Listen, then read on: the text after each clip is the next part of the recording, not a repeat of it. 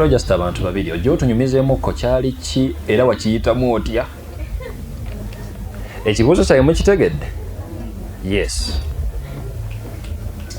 aja kijangu yes ndowooza aja tinewansigala ebyo baŋŋambye yes yes amannya gange nze Nantale Shamira seeka ekyo ekibuuzo paakati essaawa eno nkyakyebuuza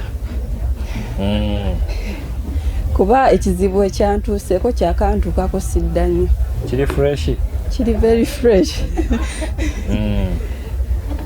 Sheikh twalumbiddwa ababbi ab'ebyambe nze n'omwami wange tubadde tulina gye tubeera nga twasenguseeyo twali tubeera Nigeria tusengukayo ne tudda e Kasangati naye twali twakamalayo nga wiiki 2 ababbi baatulumba ku ssaawa 9 zaali nga 8:05 ababbi baatulumba n'ebiso ne bajja nga batugamba muguleewo tugenda batimatema kale ennyumba gye twazzeemu nneneko ku bantu abagirimu ebisenge bingi ku bantu ababeeramu naye simanyi wamba nyumize story yonna nga we yagenda naye wekyantuukako waliwo bakwano baffe bwe twali tudde nabo babalumba ne babatematima ne babasala naye ffe we baatutuuseeko tebaatutemye wabula we baatuuka mu kisenge ne batema oluggi lw'ekisenge ne tudduka n'omwami wange n'omwana omuto wa myaka 4 ne tudduka ne twekweka mu kinaabiro ne batema oluggi lw'ekinaabiro nga we batugamba muguleewo we mugaana tugenda batematema we baalumenya oluggi lw'ekinaabiro ne batandika okusindika naffe ne tusindika awo twali tetunafuna magezi gakuba nduulu naye twakuba enduulu kumala ng'essaawa nnamba nga teri neiba yenajja naye tetumanyi okujjako Allah yekka baatuvaako buka ne bagenda ne batwalako bye batuta ebitinitini ne bagenda naye tebaatutema era mbeeraawo ne neebuuza kale nsooka ne neebuuza lwaki kyatuuseeko naye ate ne mmala ne neebaza Allah tetulina buvune bwonna okuggyako ebintu bye baatubba. Mashaallah. Assalamu alaikum. Wa alaikum assalam wa rahmatullahi wa barakatuh. Barakallahu fikum. Yes, Hajat. Assalamu alaikum wa rahmatullahi wa barakatuh. Wa alaikum assalam wa rahmatullahi wa barakatuh. I'm glad to be here, first of all. Yes, please. For me, it happened some time back. Yeah. Oh, I've not introduced myself. Lubega Fatma. It happened some time back, around 2020. And it was my brother's birthday. At home, we are an extended family. And tubelewaka, my mom says, temugenda yo mu town mubireke, the person you're going to come to pick is going to come the next day.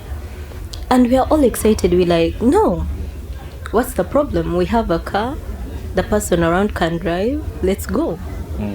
So neba tulemirako tugamba wa katugende tuyingire motoka. Me, my step brother, he's 21, and my young sister is 20. So all last bonds in the same car. We are driving off to go and get our stepmom from where she was to come home. The next day is a birthday. We've done preparations and everything. So we are in a car. I'm seated behind. Both of them are seated in front. My brother is driving. Tunyumia, we are on the way. Now tomela trunk of a tree. We don't know how, but in that moment, they told me later that they don't know what happened. Baba jam. So they're looking for me. Tebanda. I'm asthmatic and I have episodes where I just go off. Nabaliwo tebatumanyi. They've never heard of us. They don't know what's going on. So they get us, take us to the hospital. Edwali lyasooka ne babagamba we are closed. N'eryokubiri. So they take us to our father hospital, where a specialist comes. At that time, me, I don't know what is on the planet. And later, nezija nezirengulu nze nga mbabuuza birthday twatuuse bede amazaalibwa twatuuse tukyali balamu and my mom ze ngendo zukka nga ali ku mulyango nga ntunuulidde ne mutunuulira nantunuulira nga takaaba takola ki and in my head I'm like kiddako mpi agenda kunkuba kozi nze mukulu kubwo agenda kunsabula nantunuulira naŋŋamba kati oba kufa mbadde ngenda kukolera kiggwe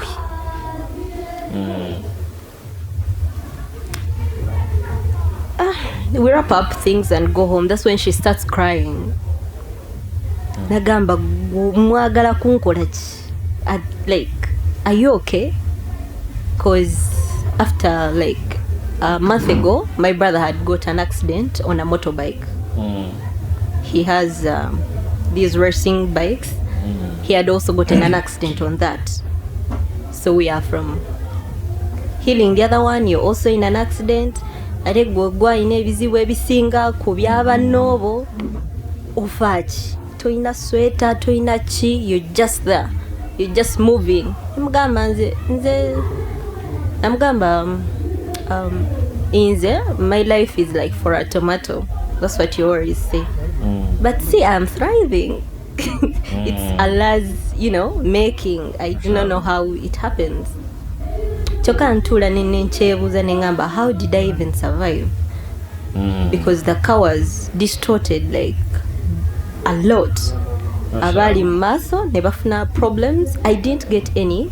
What day? Not a scratch, not anything. I just blacked out. MashaAllah. Yeah. MashaAllah. Barakallahu fikum. Rabbi shrah li sadri wa yassir li amri wahlul 'uqdatan min lisani yafqahu qawli.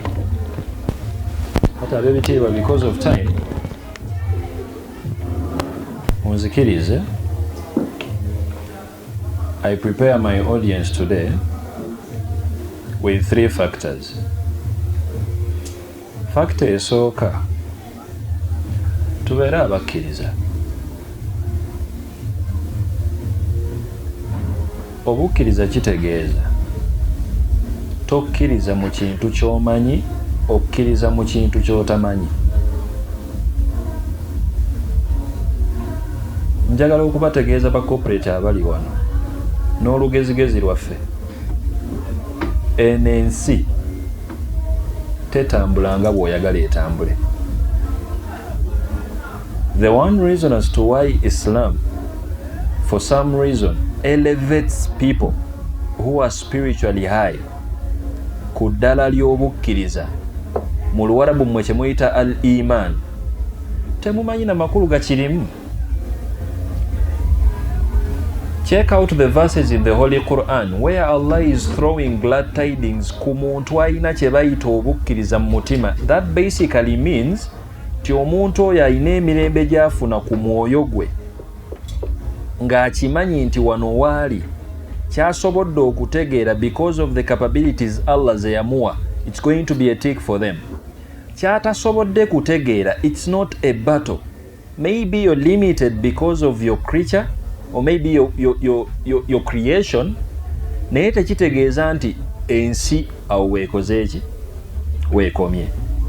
Now for starters, I want us to agree tuwe tuba tukkaanya nti ffenna tuli bakkiriza. Check out what Allah defines when he is talking about belief. Allah we yali ayogera ku bakkiriza nze naawe nno oba yatuwaayiriza nange simanyi, naye yagamba alladhina yu'minuna bilghaibi. Ekitufuula abakkiriza is when you get to a point of believing mu kintu ky'otalabako, because you know whoever is in control above you at least yamanyi kyakola. Obulamu bw'omukkiriza bwe butwe butambula. Nabbi bw'ayingirawo mu hadithi ez'enjawulo mwe batuyitira abatategeera muno, Katonda alina engeri gy'atuwonyaamu ettabbu eri ku dduniya wano, because woba oli wano ng'olina olugambo lwo lw'omanyi teri muntu asinga butaba na mirembe nga wa lugambo omanyi bingi ebitakukwatako. And that's why mu mateeka g'obusiraamu n'olugambo nejjana tojja kuyingira. You guys don't actually put jurisprudence to the words of the prophet. Owo olugambo ki ennyo kyabaakoze awo ennyo mbwola okuba njogedde taliiwo nomwana omutwalirako ejjana neekusubwa. It's because of the impact and effect of that. Olina omulyango ogw'oggulirawo omuntu nga Allah tannaba kumuggulirawo, you don't even know what is going to happen on them. Kubanga bategedde kye batalina kutegeera at a particular time. Bw'ebirwadde bw'ebirowoozo, mental health n'afuuka mental health, okulaluka n'okufuusa okulaluka. Because we are not even proud of being believers. That's why what Allah is trying to train us. Bwe tuba tweyita abakkiriza, the first factor is tukkirize ekikufuula omukkiriza si ebyo by'omanyi. Ekyo kyangu nnyo naawe. Bwe simanya otambudde toyina bulungi maanyi ozirise. You can actually rationally explain that. Naye ekikufuula omukkiriza si kyekyo ky'osobola okuprovinga logically. Ekikufuula omukkiriza is when you get to a point of actually not understanding what happened and you're still steadfast. Kyekyo Allah kyatunyumiza mu Quran. Obudde bwe butatumala naye abasiraamu level yaffe y'okweswaza kwe tutuuseeko when we are calling ourselves abakkiriza ne Katonda ndowooza atunulira tatutegeera. Bwe tunaategeera nti edduniya eno tetambula ku sayidi emu, Katonda yennyini tutonda, he knows nti ensi eno yagitonda ng'erina realities ez'enjawulo. There is a seen reality and the unseen reality. The seen reality fenna mwe twekyangira, Dr. Mugundi, Master Mugundi, Dr. like kino kyasinga otegeera seeka mu kino, because it's a seen reality and rationality actually dictates that. This has happened because of this one, for some reason this has happened. You analyze almost everything because the seen reality has that for a factor. Nenjagala okutegeeza, you can't be a believer unless you've actually appreciated into what your reality gy'otayinaako wadde clue. Ate nga yeesinga n'okubeera ennene kye tumanyiiko kye kitono. Let me challenge you. Omanyi bintu bimeka ebibadde birina okubeera perfect for this session to be here? Ekindeese wano kubaleekaaniramu. Singa ntandika obbanyumiza olunaku lwange we lwatandise nsooke ntuuke mu kubasomesa, munyumirwa? Si kyekindeese wano bagamba ebyange, naye nkukakasa nga naye bw'otudde awo bwe tutandika nti buli muntu atandika otugamba olunaku lwatandise mpaka kati, there is just a lot, but we are here. Ekitufuga is because we don't know. You don't know my story, I don't know your story, but at least for the 30 minutes and 40 minutes we have a goal to achieve, an objective to achieve. Tunyumirwe dunia eno for this time. Akaseera we kalituuka nga nina okubimanya ebibyo naawe omanye ebyange era olikola ki? Olimanya. Kati dunia bwete bwetambula. Tomanyi lwaki baganda bo bonna baafa gwe mulamu. Explain to me that. Tell me one reason you are beautiful naye oli muwulu. Explain to me that. Tell me one reason as to why oyina ssente naye tofuna mukyala. There are some issues nga mbutuufu. The seen reality w'okomaggwe. Nga wallahi Allah ina bingi byatambuza in the unseen reality. You just need to be a believer and relax. Kuba tobiyinaamu muki mukono. Kyekyo Allah kyakwetaagamu. Nabbi bw'ayingirawo n'atutendeka with a principle.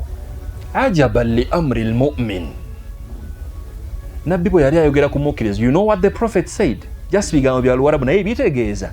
Omukkiriza alina engeri gye yeewuunyisaamu. Bw'afuna ekintu ekimusanyusa oba ekimunyiiza, abeera bw'atyo n'asigala ng'akyaliwo. In asabathu darra sabara fakana khairan lahu. Nabbi n'akimenyaamenya nti omukkiriza because of level gy'aba atuuseeko si yeffe abafere naye omukkiriza omutuufu nabbi gwayogerako because of the elevation levels z'atuuseewo mu spirituality. Nabbi agamba nti bw'afuna ekimunyiga swabara takuba mpaka na nsi eno. He or he endures, obulamu bulina okutambula, aguma n'akiyitamu. Ate nabbi n'agamba nti fakana khairan lahu because of enduring n'akiyitamu n'akozesa obukkiriza bwe, Allah ekyakimuwaamu empeera. Ate n'atwongera n'ekyokubiri nti newaafuna ekimu kyamulamu takyamuka bukyamusi with excitement eri false.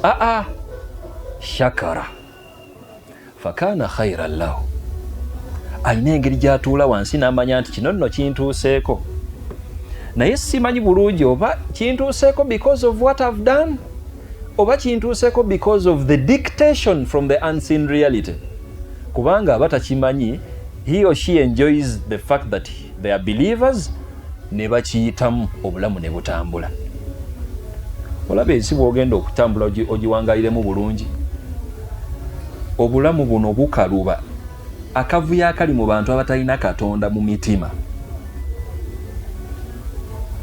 Gwe tokamanyi bw'oba oli wano kajjambo muwangala mutya?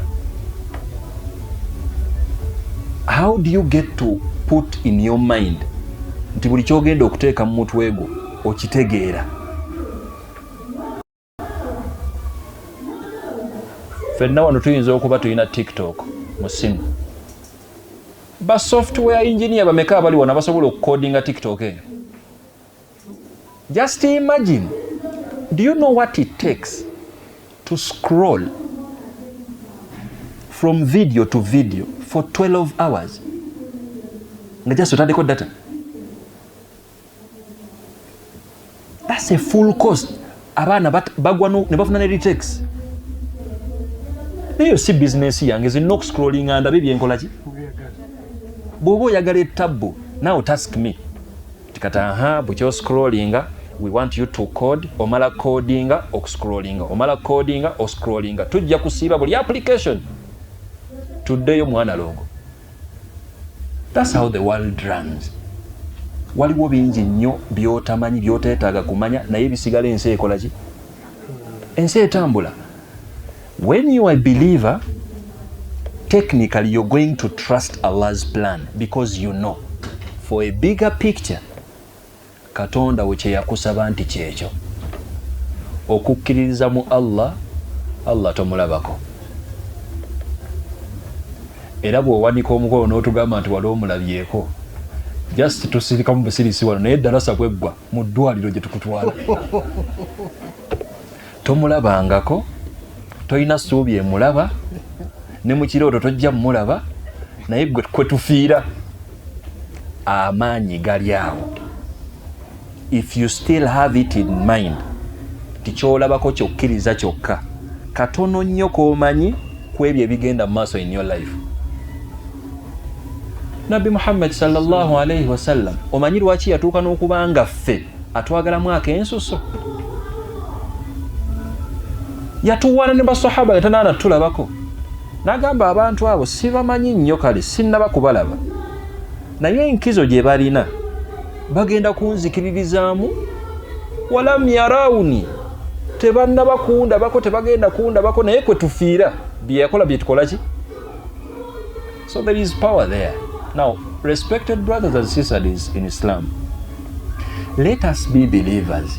Maliriza obudde butono. Kulaani eyo erimu ebintu bingi ebituyigiriza ffenna wallahi tukimanye nti ensi eno bw'onaaba oyagala ekutambulire gijjeeko amaanyi, because you're not going to manage. Abamu ku bantu, those who have a little bit of knowledge mu counseling, waliwo training gye bayisaamu ba counselors. Training ebaleetera okukeepinga nga bakyali bantu balamu balowooza straight after listening to a lot ku bantu ba clients baabwe, kubanga okumanya ebintu ebingi by'oteetegekedde kikumenya. Obusiraamu nga bujja bugamba nti just be a believer, relax. Bw'otuuka ewantu nga mu butuufu obwongo bwe bukomye, obusiraamu tebutembeeta abantu batalowooza, naye tebwagala otuuyane omenyeke omere ne panado ng'okomye w'okola ki? Kakkana. There is a lot happening behind the curtains. Ate Allah ayagala bugwagazi obeere mukkiriza and you trust his plan because it is never wrong. Ebiseera ebisinga obwenkanya busobola okubeera from the unseen reality. Gw'oli eno osaba dduwa nti ayi Allah olwo yankunamira mu bantu naye nsaba afe nga mmulengera, kyokka omulaba mulamu ne sente alya. Bw'obeera mukkiriza okimanya nti ate Katonda tatambulira ku sipiidi yaffe, tomudictatinga kyakola. In most cases gwe reality gy'omanyi oyagala ka revenge koolabako nti wuuyo afudde, naye Allah from the unseen reality asobola n'okuwa obwenkanya bwo naye nga gwe tonnaba kubulaba. How do you understand the tradition or maybe the verse of Allah, a profound one? وَمَا كَانَ اللَّهُ لِيُطْلِعَكُمْ عَلَى الْغَيْبِ. Katonda alinga yamanya agenda kudiringa n'ekitonde ekiri complex nga yenze naawe. Tuli bazibu. Zimu ku nsonga lwaki malayika ku ntandikwa yaffe zaakaana ne Katonda. Sifu tetuli bangu. Njagala okujjukiza nti malayika tezaatwagalawo wano olw'akavuyo kaffe. Allah olw'okutwagala ennyo yeyatuwolereza. Malayika musirikeeko. Abantu bano nze mmanyi bingi bye mutakola ki? Bye mutamanyi. Adamu kwe kutondebwa. Malayika zibe kuwangula musango ogwo tetwandibaddewo wano. Naye kati olwaleero Allah atugamba mu Qur'ani nti naye bantu mmwe wama kaana Allahu liyutli'akum ala al-ghayb. Katonda temumutwala speed. In most cases ayinza obutakulagirawo ku peesiyo mwebyo ebyekwese. Tomanyi lwaki wawasa omukyalo omulungi ne mugezaako okulera omwana wammwe omulungi. Mu butuufu mu bantu abayinza okubeera abayaga era omwana wo n'abeera omuyaga. Does it even add up to you? Tekikola makulu kata Allah bw'akwagala awo nno. Nti Allah nze nawasa omukyalo omulungi. It's not my problem. N'omukyala n'agezaako. It's not her problem. Kati wano we tutuuse omwana waffe tugezezzaako ffe ekiki? You don't even take the burden of guilt. Abaana bali eno bakuze baswaza abazadde baabwe. Abazadde bali bafa stress.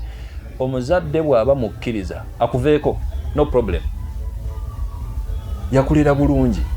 Oyingidde emyaka 3 era nga gwamukaabya. Obusiraamu nga bugamba nti omuzadde beera mukkiriza. You tried your best. Ono gye yakulira eno atagala butagazi eyo naye yamanyi ne tabbu ye yalimanya. Kuba naye atandise legacy ye. Naye ajja kuzaala naye afuna abaana and so on. That's how life moves. Bwe tubeera ne approaching eyo, there is peace there. Bw'omanyira nti Allah yatwagaza nnyo okubeera abakkiriza, that's where peace of the soul is. Bwe tunaabeera abakkiriza abatuufu, we are going to trust Allah's plan because this is what Allah is trying to tell us. Ebiseera ebisinga togenda kutegeera bikutuuseeko ge mazima. Tojja kutegeera. Ogwotya interview. Naye ng'okakasa oyise. Ne bawa omuntu gwe walagiridde. Ofunye depression, otagadde, owulira ng'ensi efunze, wegalidde mu kisenge, oganye n'okulya emmere. Lya emmere. Ekikyo kyakugenda mu interview, yita oba gwa. Bw'oba oyise genda okole. Bw'oba toyise, it's not always nti ekiri mu unseen kibi. Islam comes to prepare our minds. Ndi just tulina kavuyo ka kwagala kumanya. Naye si nti buli ky'otamanyi, it's a threat to your life. In most cases, you not knowing something is actually beautiful for you. The moment you get to know it, it's going to be the end of you. Now when you get that approach, just be a believer. Yenga njogera nnyo, ekyafayo kimu tuve wano. Malirize. mu Qur'an eyo mulimu ekyafa suratul Kahf. Mba njagala nnyo okukibanyumiza olw'obudde sigenda kusoma bwenvuunula nze kamba kube bukubi mboozi naye abasomi ba Qur'an abali wano mukimanyi ti aya zendimu kati. Musa ne Khidri yemboozi eri mu Qur'an nga buli lwakutaano tugisoma netunyumira.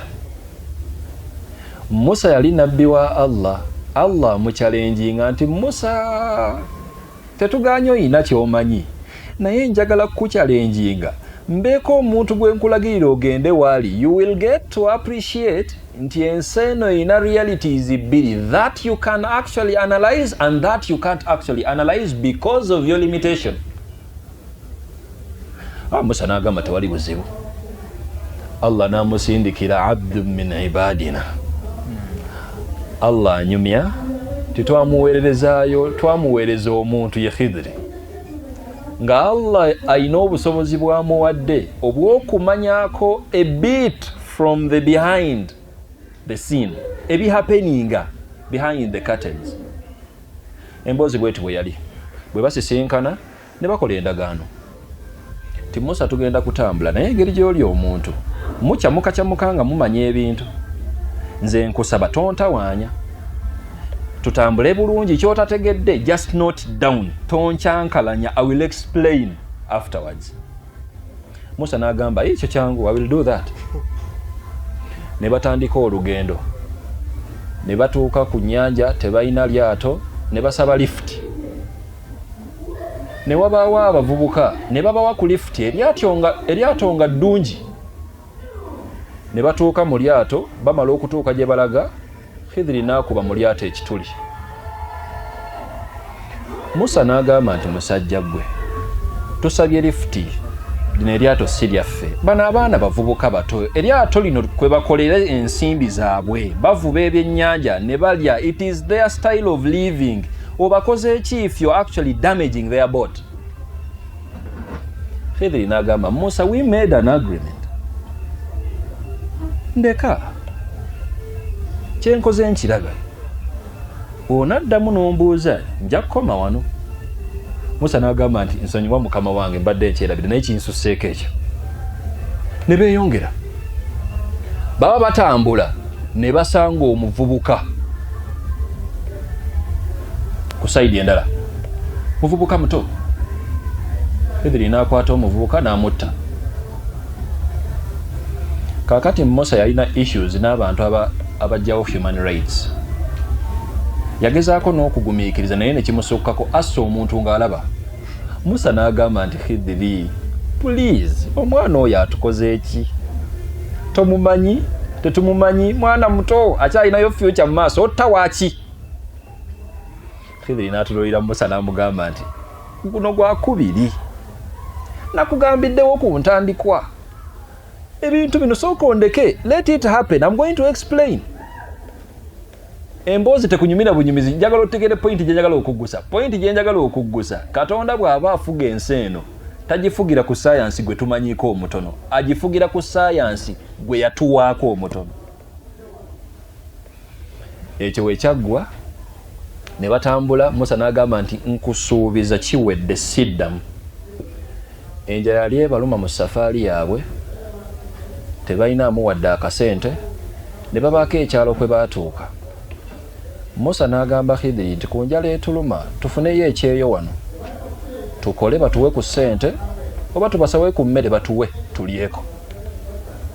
Ne bayimirira ne basanga akaalo ne babasaba ku mmere mutugenyiwaze mutuwe ku mmere tulyeko tuli mu safaari. Fa abaw Allah atunyumiza nti baba kuba igno ne baba mmemmere akaalo kaali kabampisa mbi ne baba mmebyokunywa n'emmere baba batambula nga babaviira.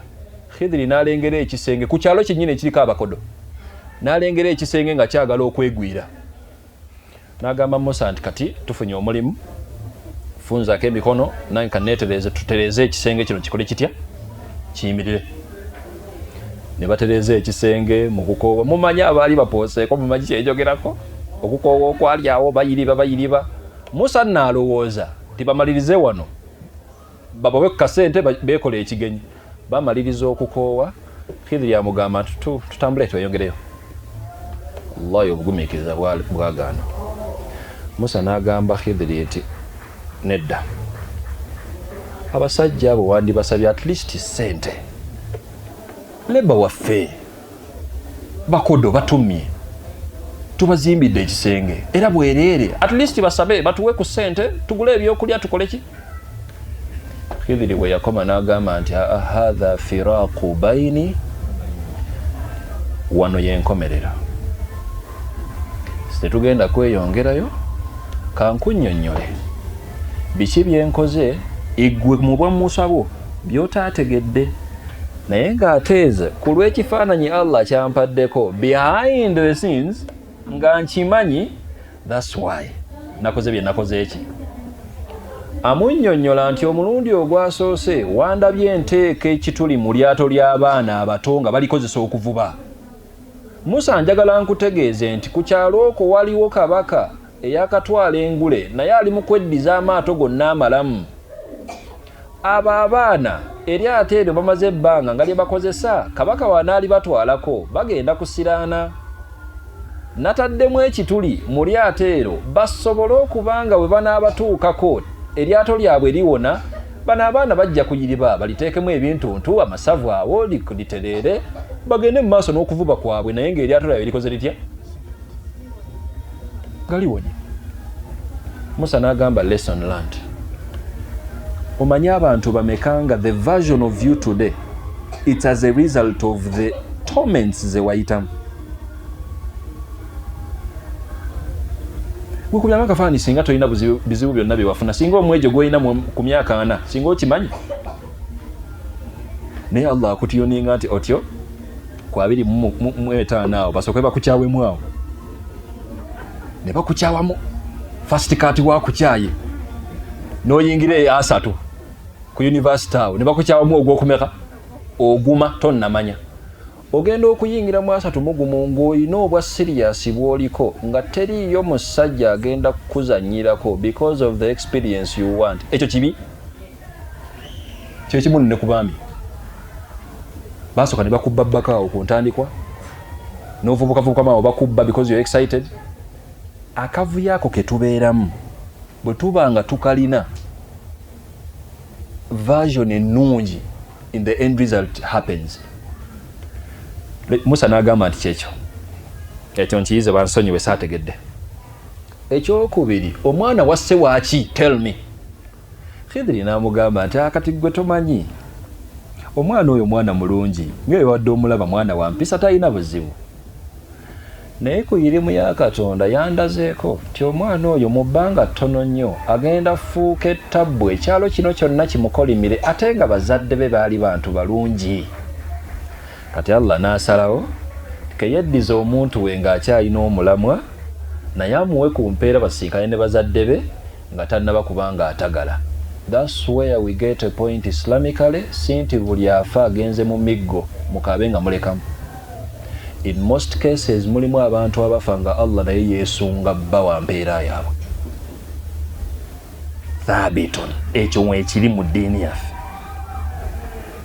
Bino ebintu by'okubanga irimu yonna yonna yakulowooza nti katoyo kaafudde, wallahi bamuli bize mu ddiirwa awo temumulabira awo, naye kati bamuli bize malayika zimukube sayidi eyo ne sayidi eri. Sometimes mulimu abantu abafa nga Allah yagadde bwagazi nti okooye emyaka 8 gy'owangadde okooye n'edduniya eno wano tebawummulirawo. Allah ayita abantu be ku myaka 2, 25, 3 n'agenda n'abawa empeera ye tukifuniraawo. Musa n'agamba bansonyiwe, nze mbadde sikimanyi ekyo. Kati Allah bw'akujjangako omuntu tokyamuka bubi, toyogera bitoogerekeka, kakkana bukakkanyi, because asinga okumanya the bigger picture ye akola ki, ye gyali. N'ekisemberayo ddala Musa abuuza ati otyo waneeno we twakoowedde wano ne tutasasulwa kiki? Khidri n'amunyumiza ati gwe kyotamanyi nti bannange wansi w'ekisenge awo wabaddewo ebyobugagga ng'ate abaana bamulekwa bali ku kaalo k'abantu ababi awo. ekisenge ekyo we kyandigudde bandibadde babba ebyobugagga by'abaana abo ne batafunamu kati ate Allah mwenkanya ekyo yakindaze nga nteekeddwa okutereeza ekisenge kino abaana baddemu bakuleekulemukko bagende okuba nga bavaamu omulamu wange emaali yaabwe ekyakola ki ekyaliyo Musa n'agamba nti kyekyo bansonyiwe na papye mu sitoori eyo kye tuyigamu abakkiriza bannange ensi gigyeko pressure tegeera by'olina okutegeera nga bwe wava ku chemistry mu all level ekiganye kiveeko nga chemistry tewaliiwo yakutuma kutegeera buli kintu wano wooli kuba n'omwana gw'ozadde wallahi tomutegeera okyamutegeera kubanga okyamulera naye ekifaananyi ky'ekituufu ojja kitegeera nga amaze okukola ki okuvaamu kati tukkakkane tubeere bakkiriza that is what Allah wanted us to enjoy maliriza ebigambo byange nga mbakubiriza bwe tunaabeera abakkiriza obujulizi bwonna obwogera ku mukkiriza bwe buwoomu omuntu bw'afuna in that regard ti otudde wansi obulamu bukwanguye kyosobodde okwanalizinga mu busobozi bwo from the scene reality it's okay do that naye ogenze olina capital wo oguddewo edduuka olanze bakasitoma omanyi n'okubeera mu kamera n'osimayiringa namukko kasitoma keya yenna n'omukola ki edduuka ne ligwa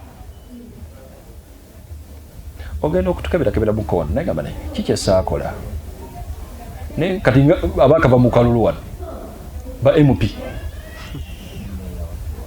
MP agize ayozeza ku bantu wano badigizeemu wano banaye amazina gayise era ne bagwa kati omuntu bw'abeera musiraamu nga mukkiriza ekyo takiteekako maanyi kikoze kitya kiwedde agudde nawo next page tudde ku kikati ensinga ekola ki omukkiriza bw'atyo bw'anyumira obulamu tusaba Allah atufuule abakkiriza abatuufu njagala okubagumya nga mbasuubiza ng'ate sinza abasuubiza kuba siri nabbi naye nabbi waffe yatusuubiza ti buli muntu yenna wano ayinayo conversion one-on-one discussion with Allah ku lunaku lw'enkomerero ng'oyingidde ejjana ezimu ku mboozi ezinaayiika ng'osisinkanye Katonda wo ojja kumubuuza Katonda wange lwaki wanfuula nnamwandu ku myaka 23 kati kyenyo wandinninzeeko nga mbutuufu tekyagatta wano nga tekirina we kigattira bbaawo mulamu talina wadde pressure ne booda teyamukuba yafiira mu buliri Allah agambe nti bambi onansonyiwa empeereza okuguma wazifuna naye kyotaamanya kiri ABCD nkulayira Allah ojja kusimayiringa ogambe nti Katonda weebale kubeera mwenkanya emboozi ejja kuyiika era omubuuze nako omugambe nti Katonda lwaki obufumbo bwange bwagaananga naye nalingezaako kizibu kyaliize struggle oba abantu bennafunanga Allah agambe nti it is okay weebale concern njiwulidde naye oli mujjana wano ekyotaamanya ng'akubikulirawo Katonda nange nno simanyi kyayinza kugamba ng'akubikulirawo Katonda agamba nti gwe kyotaamanya ono eyasooka bwagaana kubanga ABCD n'owookubiri bwagaana kubanga ABCD osimayiringa ogambe Katonda nti weebale kuba nzijjako kale tukkakkane njagala okumaliriza session yange nga mbakubiriza bwe tunaabeera abakkiriza abatuufu we are going to enjoy being believers bwe tunaabeera abakkiriza abatuufu tugenda kuwangaalira wano abantu bajja kutwewuunyanga nti bannaaye abantu abo gabbo ensi yo tebagirabanga ebintu biduduma kyosobola kitegeere kyotasobola kutegeera kikole ki kireke tusaba Allah atuwe entegeera ng'eyo if we have that as an approach kigenda kutuyamba okubeera abasiraamu abalungi ate n'empeera yaffe ng'abakkiriza ejja kubeerayo. Nkiddamu nga mmaliriza, ekikufuula omukkiriza si kyekyo ky'olabako. You can only be a believer ku kintu ky'otalabako, ate nga by'otalabako bingi nnyo nga byebifuga n'obulamu bwo. Omwoyo gwe togulabako, tosobola nagutulaga, obwongo bwo tobulabako, byonna byonna ebihappening nga tobirabako, but for some reason wooli obulamu bukola ki? Butambula. Saba Allahu subhanahu wa ta'ala atufuula abakkiriza abatuufu. Saba Allahu subhanahu wa ta'ala atunywereze mu bukkiriza buno bwe tuvaamu edduwa yaffe nti Allahumma thabbitna ala dinik. Tayi Katonda, amadiini mangi akavuyo kangi ke tulimu, naye tukwegayiridde eddiini yaffe eno gitulekeemu tunywerere mu bukkiriza buno. Thanks for indulging me. I recognize the arrival of Hajjat Zaitun Kachama. Saba Allahu subhanahu wa ta'ala atufuula abakkiriza abanywevu. Wa barakallahu fikum. Wassalamu alaikum wa rahmatullahi wa barakatuh.